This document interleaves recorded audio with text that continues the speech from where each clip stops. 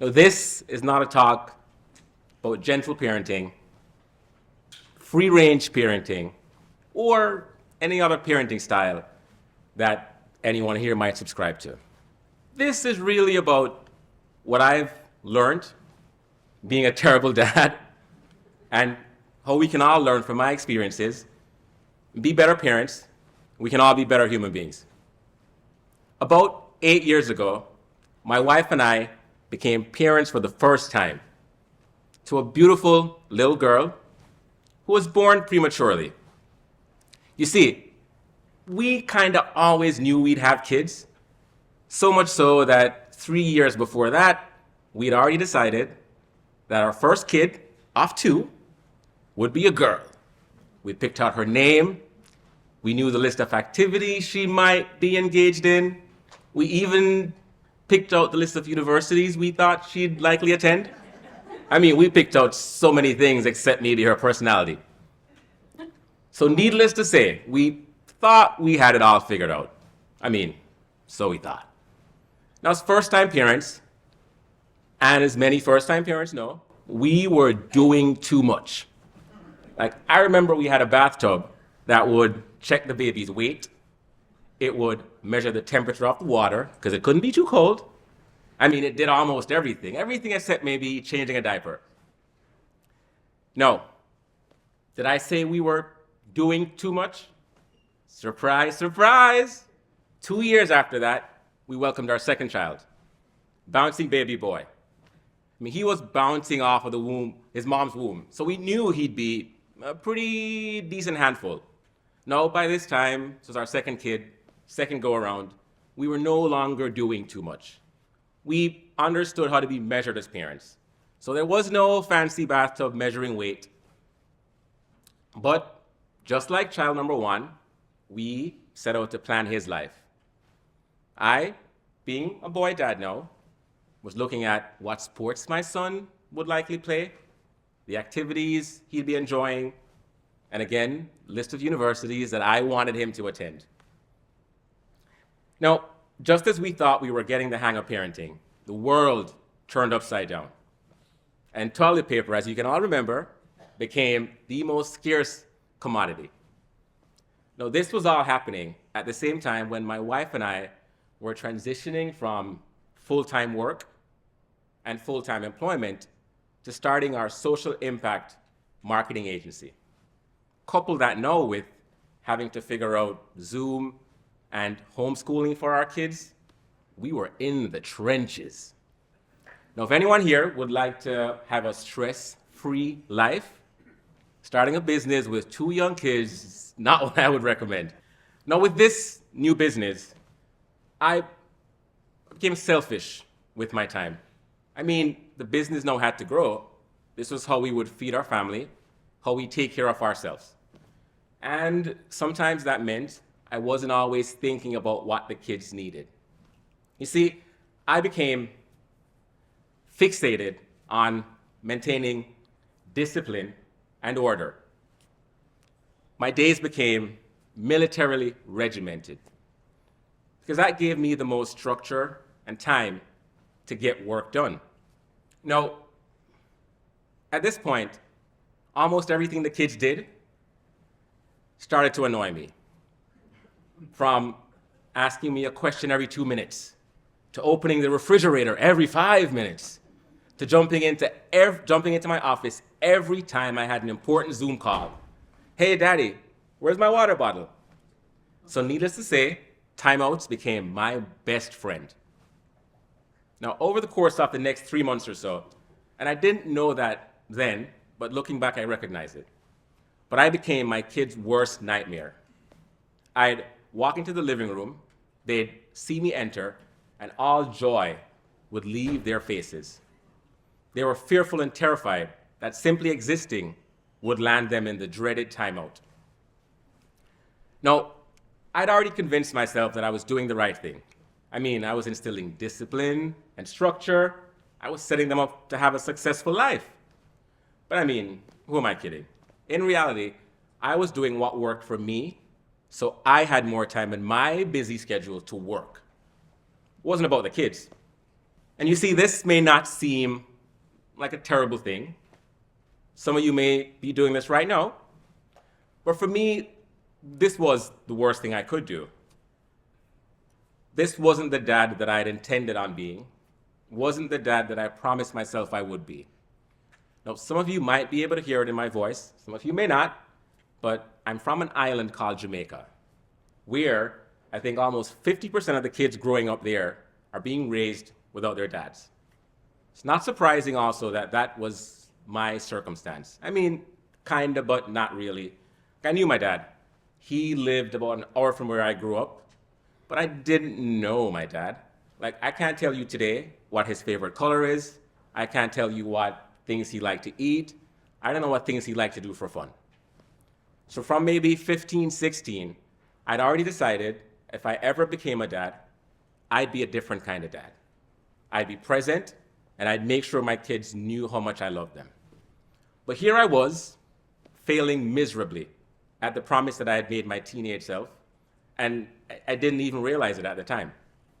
And there's a memory that comes to me, and it still brings some pain when I recall it.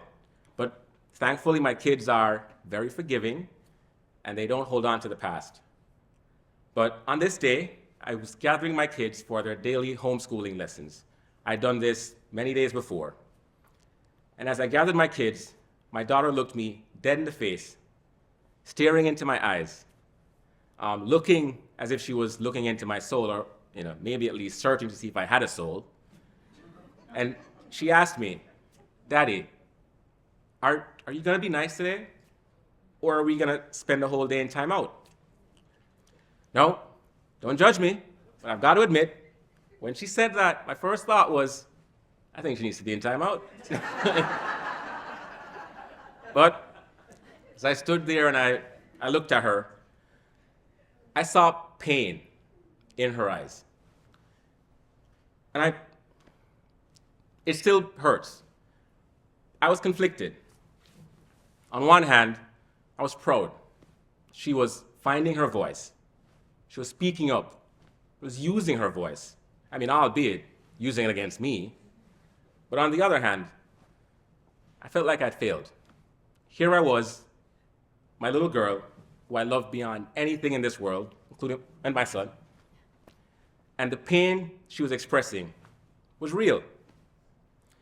No, I had to make a change. Or option two, and hear me out, there's always an option two. I could continue to bury my head in the work I was doing, achieve some level of financial success, and while my kids lived a successfully financial life, I could hope that as they grow older, they'd understand the choices I had to make. No, remember the story that I shared about how I grew up? So I mean, option two wasn't really in the cards for me. I had to make a change. And so, with deep introspection and some research, I set out with a set of goals. One, I needed to reimagine discipline. It was important, but I used it only as a form of punishment. Two, I needed to spend more quality time with my kids. They wanted to connect with me, and I'd missed that. Three, I wanted to help them rediscover the joy and the love they had for life and for learning, because then it was clear to me they were losing it. I had to win my kids' trust back. I mean, it's kind of unorthodox to me. So I went up to my kids, and I was like, hey, I know I haven't been good these past couple of months.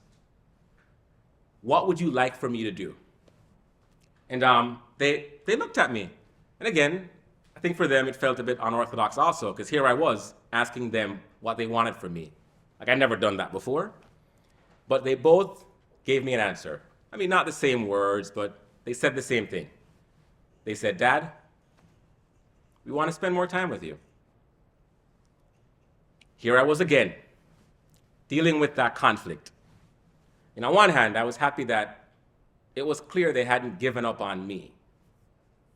But on the other hand, again, there was that pain and that hurt in recognizing that this whole time, all they wanted was me. But I'd missed that. So I said yes. We sat down, we planned what we would do, and we came up with two simple rules. Rule number one was we would learn something new every day. Rule number two, we'd have fun while learning. So I now insisted that we transitioned our daily homeschool lessons to walks in the park, where the lessons went from math and phonics to nature, wildlife, science, and the odd set of facts that all dads across the globe have. Now, these nature walks were proving to be more beneficial to me, as I now had a list of parks that were relatively close to where I lived that I didn't know existed before, that I could now explore. I also saw a shift in my own mood from being outside, smelling the fresh air, and spending time with my kids. Like, I was becoming a happier person. And in turn, I became a better dad, better husband. I also wanted to find opportunities every single day to let them know how important they were to me. You see, I could already see they were forming their identities. Like, they were already coming up with who they thought they were, or forming who they were gonna be. They were finding their voices. They were using it, they were speaking up, sometimes against me, but I wanted to make sure I helped them to do that confidently and without any fear. And finally, the most important thing that I did, and I still find this to be the most important thing I've ever done, but I remained flexible. It was hard, but I accepted that my parenting journey would never be perfect. I would always have a list of things that I would wish I'd known before. You see, there is no manual for parenting. There's no one-size-fits-all approach. At best, I know how to accept I was gonna be winging it, but I accepted it. Now, over the next couple of months, I learned so much about my kids. I got to see their natural problem-solving skills developing on our nature walks. I saw their personalities on full display, and they were unique and different people. From my son wanting to dig up every patch of dirt he saw to go find earthworms, to my daughter wanting nothing more than laying her picnic blanket under the shade of a cool tree. They were different and unique in ways that I don't think I'd ever seen before. They were unique in maybe every way except for one. You see, on our walks, no matter what park, no matter what time of the day, no matter what the temperature was, at about the 10-minute mark, they'd both look at each other and start to complain that we've been walking for too long. After about 6 months, I started to see and feel a change in them. They'd forgotten about the dark days of daddy, the dark days of fatherhood, as I put it. We know how to bond. We had a friendship. We had a connection. It was warm. It was cozy. They felt and they knew that I loved them. And they also now understood that my day consisted of work, and they gave me the time to do that. Who am I kidding? They gave me some of the time to do that. They still barged in every now and then. But I couldn't complain. You see, I know how to bond with my kids. The same kind of bond that I wanted when I was a kid. It was special. It was eye-opening. It was in that moment that I was able to face the fear and the pain that I was holding on to and let go of it. You see, I thought I'd screwed my kids up. I thought I'd fail as a parent, and I couldn't let it go. But in that moment, I was able to let it go. I was able to accept that nothing would ever be perfect. But they loved me.